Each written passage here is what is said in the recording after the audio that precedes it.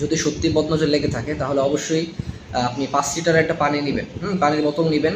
এটার মধ্যে আপনি সূরা ফালাক, নাস, সূরা ফাতিহা, আয়াতুল কুরসি, যতগুলো সূরা আপনি কম বেশ পারেন প্রত্যেকটা সূরা 3 বার করে বা 7 বার করে পানিতে ফুঁক দিবেন, একটা পানি পড়া বানাবেন। কেমন? ওই পানি পড়াটা বানায় আর একটা অবশ্যই একটা অলিভ অয়েল তেল নেবেন, ছোট একটা অলিভ অয়েল তেল নেবেন।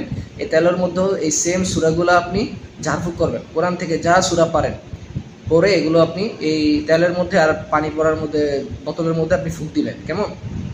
ফুঁক দেওয়ার পর এখান থেকে 5 লিটার যে পানিটা হয়েছে এখান থেকে 1 গ্লাস পানি আপনি যখন যাকে আপনার গোসল করাবেন ওই গোসলের সময় 1 গ্লাস পরা পানি মিশাই দিবেন।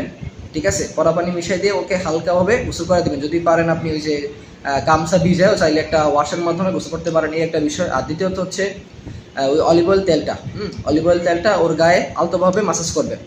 আর প্রতি নামাজের পরে আপনি সূরা ফালাক, নাস, আয়াতুল কুরসি, ফাতিহা এগুলো 7 বার করে অন্তত বাচ্চার উপরে ঝাড়ফুঁক করুন। এভাবে অন্তত 3-4 দিন করুন, দেখবেন বাচ্চা সুস্থ হয়ে যাবে, ইনশাআল্লাহ বদনজর কেটে যাবে।